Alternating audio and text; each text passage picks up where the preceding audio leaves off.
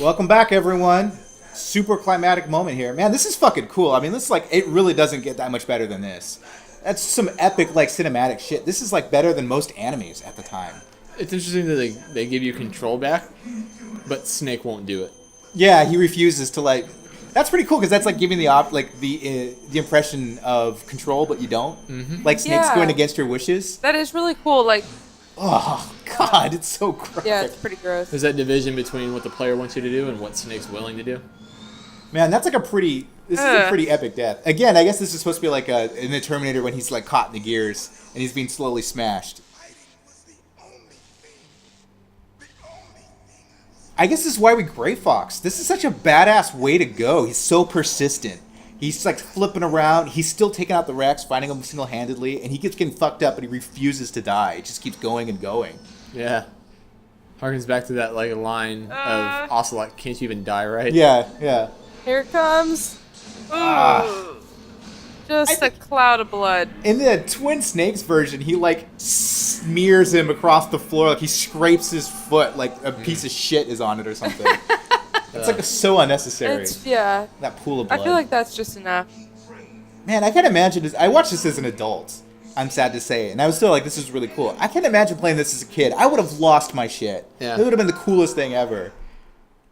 It's so gory too. It's high stepping.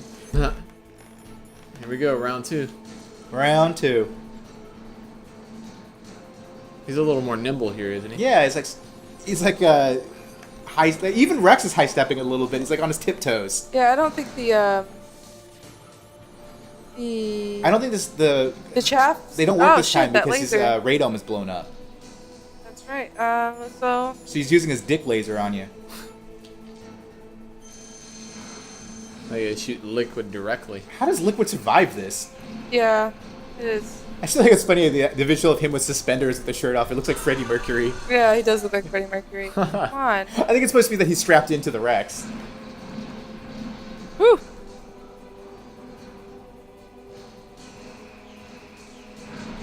Ah. Oh man. Man, he's.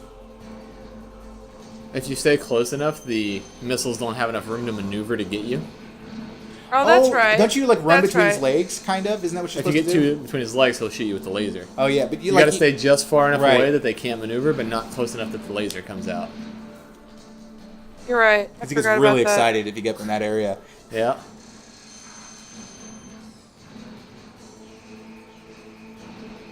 Did that register as a hit? No. Oh, that's so stupid. That did. I really can't think. Eat it, Liquid. I really can't think of a boss like a boss battle that's not actually you versus a person on their own. So I guess a Metal Gear fight. I can't think of a Metal Gear fight as cool as this, for what it was. You know what I mean? I guess the only other time that you really have something that's on the level of this is Peace Walker. And when you fight the Rays in 2, it's like a completely different scale. It's like overkill. Mm-hmm. It's like the odds are so stacked against you, and you're just panicking. I don't know if this is worth it. Probably not. I think I just lost a ration trying to get to that ration. That sucks. But in 3, it's not really a fight with the Shagohod. It's a Rails mission. So I guess you kind of have that segment with Volgin. But it's kind of like at that point the Shagohod's already kind of fucked up. It's not at full capacity. Right. So I guess, but that's what Peace Walker is. It's just non-stop Metal Gear fights. Yeah. That's all the bosses are. I mean, there's some cool ones in there, but you don't really have that sense of awe. I guess like the Chrysalis one is the closest when it comes to it. Yeah, Chrysalis is pretty cool. Oh man, you're so close, Dora.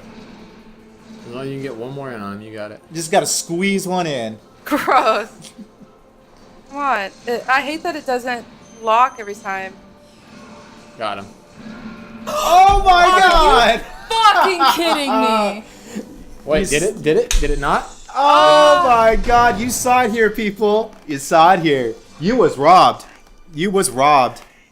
This is Gray Fox all over again. Do you have to do it all over again? Yes. Yeah. Oh my god. Here we go.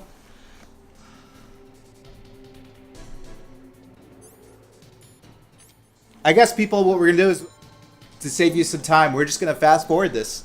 Yeah. So sit tight. We'll pick up where we left off.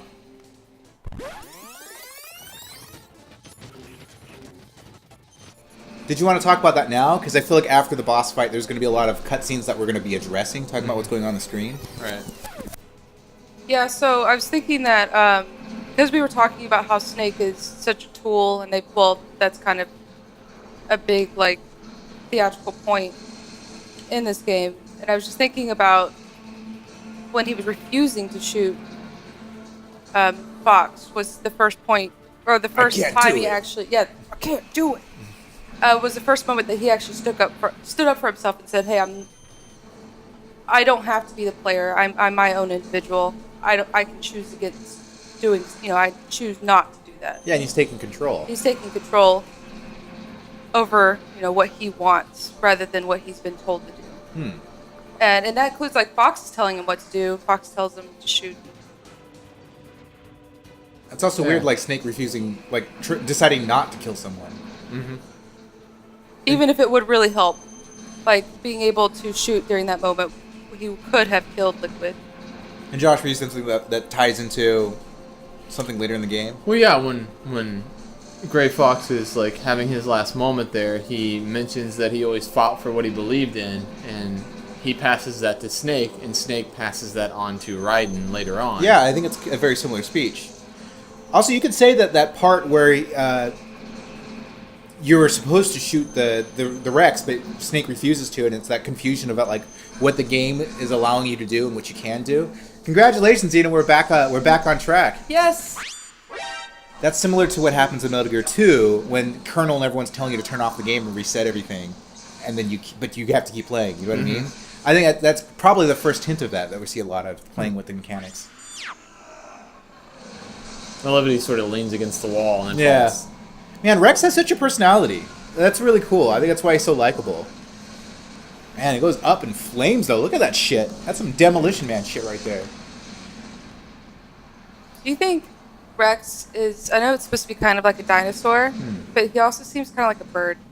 He does. Oh, he's got like the flappy wings. Birds are from dinosaurs, so I They're guess it stands to raptors. reason. Yeah. Or yeah, birds are from dinosaurs, or Evolved vice from. versa. Yeah, modern dinosaurs, I guess. So how did Liquid survive being blown up inside of the Rex, and then Snake was just thrown against the wall, and he's the one that fucking passes That's out? pretty dumb. Well, genetics. Oh. Fade to black. Man, everyone in the Snake line of genes is constantly getting knocked out and blacking out and waking to someone looking over them. This. That's true. He will not. Liquid does not die, in a sense. Go on. This battle is also pretty tough. It's a pretty tough battle, yeah.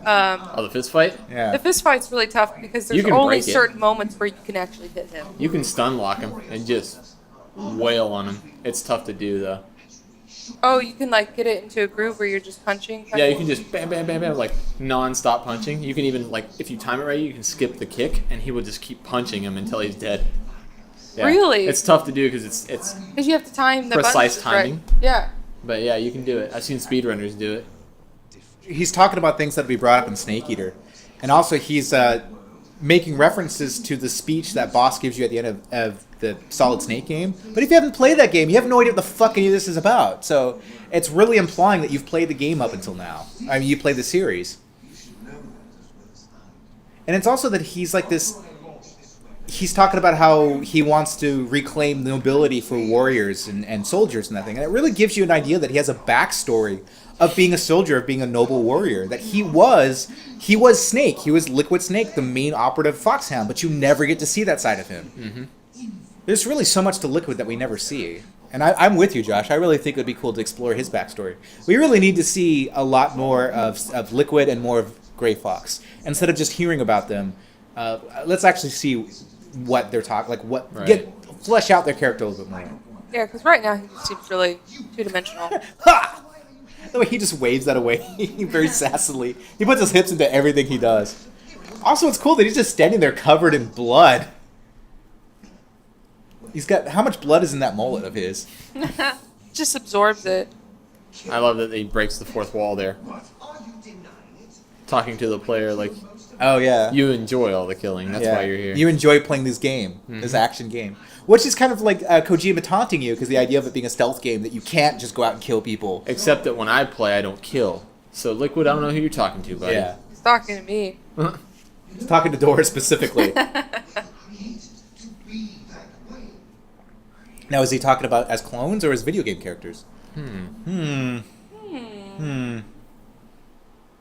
I feel a cutscene coming. Oh, this is a long ass It's a cutscene. long. I forgot about this. The greatest cutscene ever, right? That's why people are going to keep watching this episode. It's got lots of stock footage.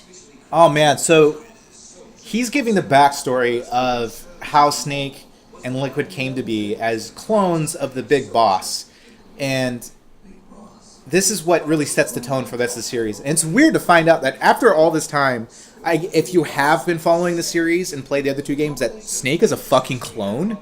That's really weird. Like, the main character is a clone. Super Baby Method. Super Baby Method. Fucking new band name. New band name, Super Baby Method. Don't anyone steal that out there. It's ours.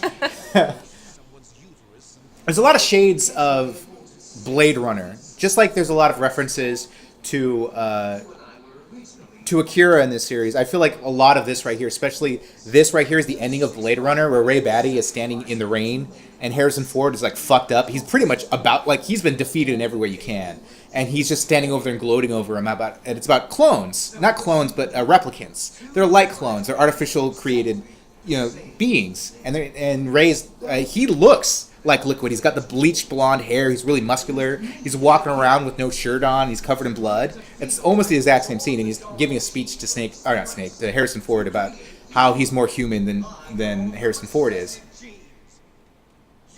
So it's interesting that they have all this going on, and it's really changing the feel. It's more of a sci-fi feel for the series, and it's changing the way you look at these characters. And like, is Snake really a human? Is he really as human as we thought he was? Is he this weird heroic figure that's...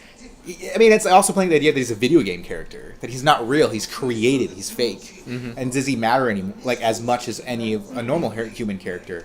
Is he any more human than Gray Fox is, who's half cybernetic? Well, Snake is a clone. Told you. Sold your genes. And all this is really fucked up too, because in the later games, the timeline of where this is happening with the introduction of Peace Walker, when all this is happening, is really confused. And also the times don't match up. Like, the time that that Liquid says this is happening doesn't match up with Peace Walker entirely. Like, right, which is where Kojima comes in and like, what's he doing and how's he rectifying that when he said that, like, there's only ever one coma. Yeah. Because the timeline didn't match up narratively with, like, the two games, but he was like, there's only ever one, so what's he got going on there? Yeah. And it's weird, like, all the soldiers that you've been killing up to this point, assuming you're playing like Dora and killing everyone left and right because you're bloodthirsty, they're related to you in a certain way because they're kind of clones of you. You know what I mean? Like, that's really fucked up. Yeah, it definitely, like, broadens that, like, how this cloning epidemic becomes. Like, I like that you don't find out about it until now. Like, you've been doing all these things and you don't realize what's been going on. Yeah, this is kind of like, it's a similar mindfuck to the end of Metal Gear 2, Metal Gear Solid 2. That's like a mindfuck times a million. It's probably one of the greatest mindfucks in gaming history. But this kind of sets the precedence for it. Can you imagine, like, because I'm sure a lot of people skip this cutscene particularly because it's so long and it's the end of the game. So, like, but what, like, I honestly didn't... If you skip I probably cutscenes, skipped kill it. yourself. Whoa. You heard it from here. You heard it from Josh, everyone. Wait, we probably shouldn't say that. We probably shouldn't. Unless you've already completed the game, then you can skip cutscenes. Okay, all right. When I used to play this when I was younger, I probably did skip this cutscene because I never really knew until I played it as an adult that I was killing by clones. Like, I didn't know that. Also, it's weird that, like, we joke about how useless these soldiers are, and it's supposed to be like stormtroopers. They have really bad aim and stuff like that. But he just said they were a failure of an army. That, like, they suck. They're shitty soldiers. It's also really weird too, because I didn't think about this just right now. Liquid is trying to revive Big Boss's dream about like the outer heaven, a nation of soldiers that will rule the world. Except for his version of it is this nation of failed soldiers, of fucked up, discarded, broken toy soldiers. Like, it's really weird. Yeah. It's like the bizarro version of Big Boss's outer heaven. I never thought about that till now, but it's not really what he. It's complicated by what you find out at the end of the game. That it's not necessarily how he thinks it is. It's also questionable whether Snake is actually understanding any of the things I don't that think Liquid he is is. telling him. I think he's just been struggling for 5 minutes to get out of his ropes. So I'm gonna punch him so fucking hard. I'm gonna punch him right in the dick. You just keep talking.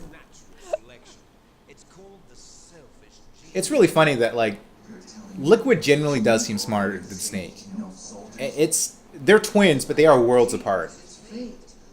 I wonder if it's the same though, like for the original Japanese version. I wonder if it's just It's interesting. the voice acting that's really causing him to seem so absent-minded. That's a very good point, Dora, and I agree with you. You guys give me grief on it because I do make fun of David Hayter, but I think David Hayter changes the tone of Snake's character because Snake's character in the Japanese version, it's not that he's like a tough jock. He's just very quiet and cool. And it's not supposed to be that he's dumb and doesn't understand anything. It's just that he doesn't betray anything through what he's talking, kind of like what Big Boss is like in The Phantom Pain. Mm-hmm. It's not that he doesn't understand what's happening. It's just that it doesn't say anything because you can see it processing is what it's supposed to be. Because the voice actor who plays him in the Japanese versions is famous for playing really laid-back, cool characters. And so when he's playing Snake in the Japanese version, he's supposed to bring that persona over to him. So David Hayter, because he's going for that Snake Plissken, Clint Eastwood feel, that sort of like B-movie thing, he adds a level of campiness to it. And I really don't think Solid Snake is supposed to be as dumb as we make fun of him for being. It's just, I think that's a localization thing that brings it to it. Also, I just realized Snake has square ears. He really does. He has cauliflower ears from getting punched in the head so much.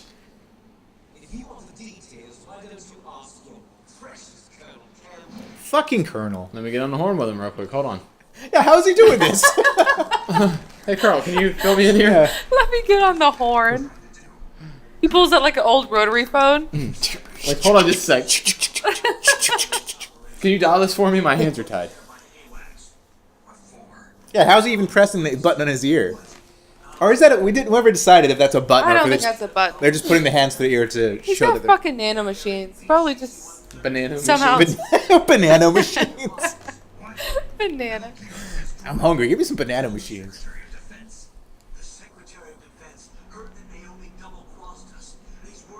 Man, this is probably the most convoluted story, but would you say it's intentionally convoluted? Like, it's convoluted in a James Bond sort of way, where it's overly convoluted, but I would say that the other games after this are convoluted because they're expected. You know what I mean? Like, it set a precedent that you play a Metal Gear game because there's a really overcomplicated plot. Or do you think this is like still that commentary of like B movies that have way too much plot going on at the same time? I wonder between like this being early in his career and him not quite understanding or wanting to restrain himself, Yeah. and between that and it being like intentional, because it seems with the Phantom Pain and Ground Zeroes, he's restraining himself Bastards. a lot. Yeah. Like that Snake doesn't speak a lot. Yeah. There's Or one single Boss. take. Yeah. There's one single take, and like all the cutscenes, it seems very like maybe he's grown and he's learned to like restrain himself Which when it is comes to the dialogue. Which is weird because he's like growing retroactively because the series is a prequel. Right, And so right. it's weird like going backwards. How many people get awesome. arrested off Kodak? I know. That's like the fourth person that's been like, "Get your hands off me!" Fuck you, Jim Houseman. I like how much he looks like a politician. Like, I Yeah. know they did that on purpose, but oh my god. He has that little beard. Yeah. High treason. Everyone has a furrowed brow Yeah. in this game. Yes, he's a ridiculous man. Keep saying that. That's his only You insult. He's got. bastard. The president. I weirdly wish we got to see more of that guy Yes, he is. with his power suit. Just imagine. I imagine the president, whoever he is sitting at like the Oval Office with a giant power suit, like flexing as he signs bills. Whoa! Man, you have no idea till later. Like, Whoever that president may be. Yeah. well, really. even later than that, much later than that. Yeah. Metal Gear Rising later. Oh, Oh, really? whoa. Whoa. You're Dora talking. knows about this. Yeah. Oh my goodness. Of course, you couldn't Ridiculous. understand it because it was all in Japanese, but Ridiculous. I just saw who this individual was. Optic disc, futuristic shit. Oh man, are we even gonna get to the fight in this episode? We're gonna have to leave it on a cliffhanger. I see. Oh, okay. You two are an embarrassment from the 1970s. Our country's dirty little... So there's so many things to hear. They constantly refer to the cloning project as a failure. This is an army of failures. Liquid considers himself a failure. It's really weird that they're not supposed to be like the coolest, latest, and greatest. They're like mistakes. There's a huge theme in this game about mistakes and people trying to overcome like genetic defects. That's really what this game is about. And I think that's why it reminds me of Blade Runner, because that really is like one of the main themes of Blade Runner. I was harping about how great of a movie Akira is, and now if everyone's watched Akira, move on to Blade Runner. Move on. Move on. You've graduated. Get Blade. over Akira. Let's go. No, don't ever get over Akira. Oh, Watch oh. it again. But now that you've watched that, watch Blade Runner. It's great. Be careful though, because it's interesting. The whole movie's about replicants and being able to tell the difference between what's real, the idea of genuine, you know. But there's like 5 remakes of it. There's 5 different cuts. There's a director's cut. There's a final cut. There's a studio cut. So be careful. The director's cut is my favorite version of it. So check out that one. fighting for Meryl's life. Reminds me of the Vulcan fight where we are timed. Well, the Vulcan fight reminds you of this. Why'd you start the timer now? You're cheating, man. Yeah, dude. Come on. It's a bit unfair. Yeah. If you're gonna tie up my girlfriend and fight me fist style on top of a blown up tank, at least give me, be fair about it. Stop monologuing. Yeah. Let's go. I want those 30 seconds back. Give me those fucking 30 seconds back. Snake. No, reset that clock. I love that part. Have at you, Snake. Yeah. Man, 2 oiled up dudes fighting it out. One with a bandana, the other in a mullet. Isn't it weird? I just go. tried it. Did you see that? Yeah. Isn't it weird that Snake has short hair in this game, and then he finds Liquid as his brother, and then he technically fights him to the death, and in the next game, Snake has a mullet? Do you think that rubs off on him? I never thought about that before. Maybe it's in the genes. Jealous of his hair. I think he learned something. I was thinking that his mullet was an homage to his dead brother. Man, this is really like, I would say this is one of the most action movie influenced parts of the game, because at what point did it give you any expectation that there would be a brawling boss fight in this game? Even though this will be the last chance I get to say this, it's a remake of a fight and Solid Snake. Because in that one, Gray Fox, you find out Gray Fox, Frank Yeager, is behind a lot of stuff. He's Big Boss's henchman. And what he does, he challenges you to a fist fight in a room full of landmines. And so you're in the middle of a room, and if you go outside the square that he challenges you in, you blow up. And it really is just this, except for it's pixels. And you guys are just like, fist, fist, fist, fist, fist, fist, But that's what this is supposed to be a reference to. And I think this comes back in every game. The fist fight at the end. Yeah. Except for I think the variation is Volgan who cheats. Because technically he's not using his fists. Right. Oh, that headbutt. This Damn. part is tough, yeah. I forgot that that comes back in the 4th game. Huh? What? Well, you can do it, Dino. I think you can do it. Who's calling me? Oh, is that Naomi? I don't know. It sounded like Mei Ling. Kick his ass. Kick him in the dick. Sometimes you can kick him the whole time, and sometimes he blinks, and so you can't. It's kind of weird when you can punch him and when you And can't. you gotta watch Like I don't. his ducking moves. I think you definitely have the advantage over him because you got knee pads. True. So you got that extra protection. Playing it safe, for the kids. Oh,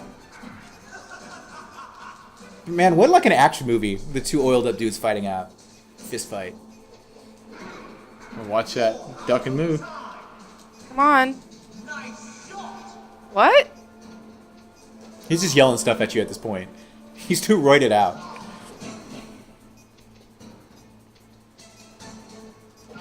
So if you don't survive the torture scene and you don't save Meryl, I don't remember. It just glosses over all that stuff about her being over there with the bomb. Yes, it does. But It he just does. skips He it. still sets. I think he still sets some sort of timer for like when something's gonna blow. Like. Ah. It's kind of funny because he has a bomb set, even though there's already like a team of aircraft coming in to nuke the fucking island. Like it's a little overkill. A bomb on top of a bomb. Yeah. Oh man, can she beat it? Got a sliver left. Nope. Nope. We're gonna fight him up next. All right, so I think Dora can do it, but we'll find out next time. I can do it, guys. can do it, Believe Dora. in me.